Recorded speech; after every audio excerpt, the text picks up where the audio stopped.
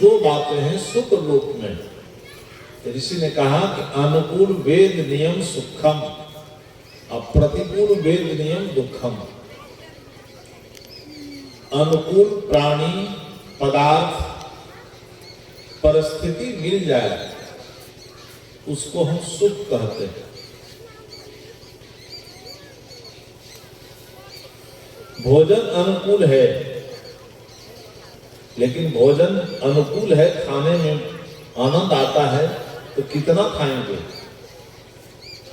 भोजन सब पेट से ज्यादा होने लगेगा, पेट भर गया है तब देते जाइए, तो सुख होगा कि दुख? तो दुखी होंगे तुम। प्यास लगी है, प्यास का दुख है, लेकिन पानी पी लीजिए, 1 गिलास 2 गिलास, 2 गिलास के बाद यदि आपको कहेंगे और पीजिए, देते जाइए, तो सुखी होंगे कि दुखी होंगे? दुख होगा कि नहीं? तो अनुकूल प्राणी पदार्थ के मिलने से, परिस्थिति के मिलने से सुख होता है। लेकिन संसार में सब दिन प्राणी पदार्थ अनुकूल रहेगा नहीं, किसी का नहीं रहा है। भजन सुने, साहब गाते हैं कि होतन सब दिन एक समाना। सब दिन एक समान नहीं हो सकता है। शरीर को देख लीजिए, एक दिन बचपना थी, शैशवावस्था थी, कोई होश नहीं था। शैशवावस्था से ऊपर आए, बचपना आई, बचपन में कितना आनंद था। बचपन के आनंद का अनुभव करिए और अभी से तुलना कीजिए बचपना का। वो सुख है, वो अनुकूलता है। जिस समय हम लोग बालू का घर बनाते थे, बच्चे से बनाते, अब तो दूसरा खिलौना आ गया, हम लोग खेले हैं, बालू का घर बनाते थे। अब बालू का ही जलावन होता था। अब बालू में ही, बालू से आग जलाते थे, अब बालू को ही भूंजते थे। अब भूंज करके परस लेते थे और खा करके चल देते थे, खाकर मुंह नहीं लेते थे। लेकिन उस समय लगता था कि हम बहुत कुछ कर रहे हैं। और उस समय किसी से भी द्वेष नहीं था, था द्वेष, किसी से किसी को द्वेष भाव नहीं था। लड़ भी लेते थे बचपन में, तो फिर एक जगह देखिएगा परिवार में कि 2 बच्चे आपस में लड़ लेते हैं, अब दोनों के माता पिता लाठी डंडा सब निकाल लेता है, लेकिन कुछ ही क्षण के बाद फिर वो दोनों बच्चे एक जगह ही खड़े हो जाते हैं, खेलने लगते हैं। ऐसा देखेंगे क्यों? उस बचपन की अवस्था में उसके हृदय में राग और द्वेष की रेखा नहीं थी, विरोध नहीं था, प्रेम भी नहीं था। महादेवी वर्मा बहुत सुंदर वर्णन किया है बचपना का, कि बचपन का आनंद कहां चला गया। जो पढ़े लिखे लोग हैं, साहित्यिक हैं, साहित्य से संबंध रखते हैं, महादेवी वर्मा ने कहा कि बार बार आती है मधुर याद बचपन तेरी। है बचपना, कवि की अपनी दृष्टि होती है, कवि बचपना अवस्था को देख करके हर्षित हो रहा है कि बचपना तुम चली कहां पे। क्यों याद किया? कि बचपना अवस्था में न राग था, न द्वेष था, न सुख था, न दुख था। इस आनंद की बात हो रही है, आनंद था। उसी अवस्था में पहुंचने के लिए सत्संग की आवश्यकता है। तो जिस सुख को हम खोज रहे हैं वो पदार्थ नहीं, इस शरीर है, शरीर की अवस्थाएं बदलती है। शरीर का हर एक परमाणु, वैज्ञानिकों का कहना है कि प्रत्येक 7 साल में शरीर के परमाणुओं में परिवर्तन हो जाता है। अभ्यास करिए, हम अभ्यास किए कुछ दिन, जिस दिन से पढ़े, इस पर शोध किए कि बोली में मैं जो अभी बोल रहा हूं 7 वर्ष जो पहले बोलते थे उससे 15 वर्ष जो पहले बोलते थे, आवाज में अंतर होता गया और ये सबको होगा, अनुकूल रहने वाला है। लेकिन शरीर है तो शरीर को जीना है सूत्र रूप में। शरीर को जीने के लिए श्रम और आत्मा को जीने के लिए साधना। शरीर के लिए सुख और आत्मा के लिए शांति।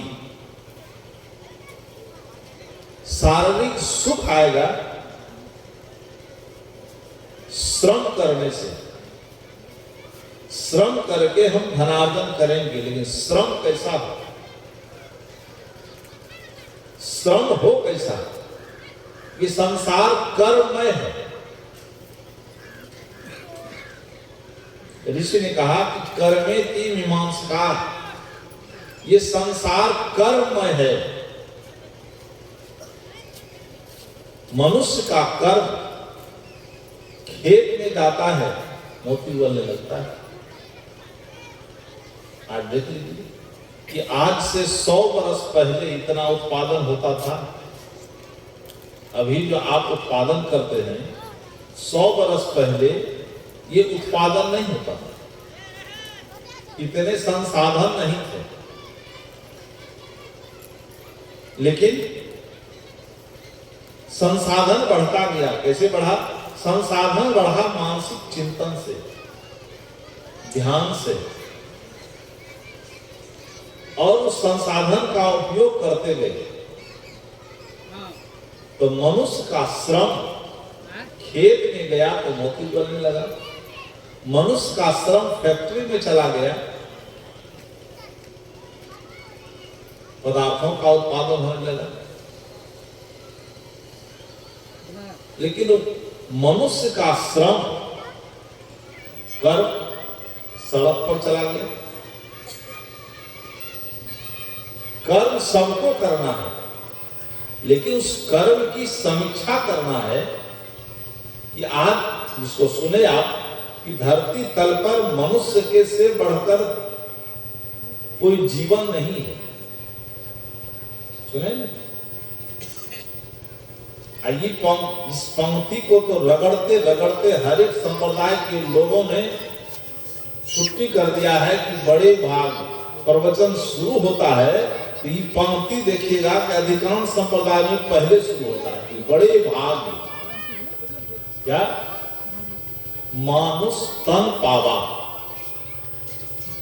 और क्या सुर दुर्लभ सदग्रंथ ही गावा। कैसी महिमा है मानव जीवन की। वेद के ऋषि ने कहा कि नहीं मानुषात् श्रेष्ठ तरम न किंचित, मानव जीवन से बढ़कर धरती तल पर कोई जीवन नहीं है। आज कल्पना करिए, जिस मानव जीवन की महिमा गाई गई, उस मनुष्य से ये धरती सुखी है।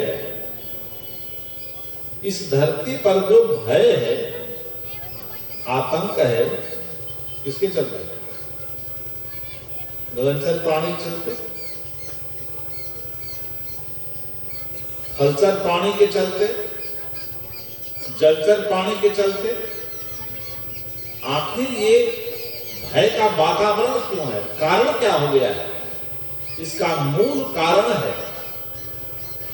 कि कर्म में विकृति आई है। कर्म में विकृति आ गई, मनुष्य का कर्म विकृत हो गया। यदि मनुष्य का कर्म आज सही हो जाए, मनुष्य के जीवन में सदकर्म आ जाए, सदश्रम आ जाए, कि जो हमको लेना चाहिए, जो उचित है हम वही करेंगे, दुकान पर हम जाएं, नियम क्या है? नियम है कि दुकान पर जाएं, हम सामान ले लें और सामान की कीमत दुकानदार को दे दें, कोई झंझट है? ये कर्म ठीक है। लेकिन बिहार में ऐसे भी, समझे देश में लोग, ऐसे भी लोग हैं, एक ग्राहक चला गया दुकान में, कपड़े की दुकान में, कपड़ा खरीद लिया। वो सुबह सुबह मारवाड़ी हनुमान चालीसा का पाठ करके आया, वो कपड़ा खरीदते खरीदते 1 लाख का कपड़ा ले लिया। मरवाड़ी फूले नहीं समा रहा है, कहा आज हनुमान जी की पूजा काम कर गई, प्रथम बिक्री है। कपड़ा खरीद लिया, कपड़ा के गट्ठर को बांध लिया, बनवा लिया। जब गट्ठर बांध दिया तो अपने सहयोगी से कहा कि गट्ठर उठाओ ले चलो। अब समझ देखिए यहां कर्म हमारा सही है कि नहीं? कहा गट्ठर उठाओ ले चलो। तब दुकानदार का जो फूले नहीं समा रहा था, क्या हनुमान जी की पूजा काम कर गई, अब शरीर से पसीना छूटने लगा और कहता है कि भाई जी दाम दिए नहीं, सामान लेकर चल दिए।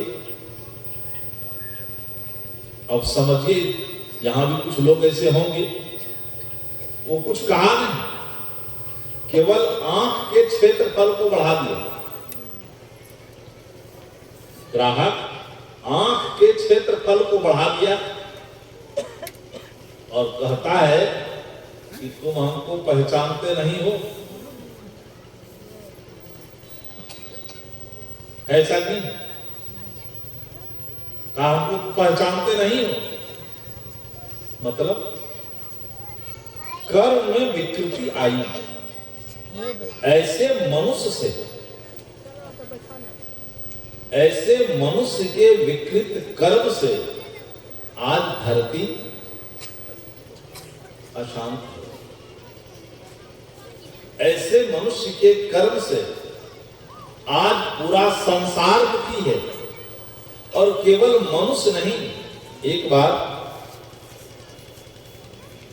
आप लोग कहते हैं सृष्टिकर्ता, कथा है,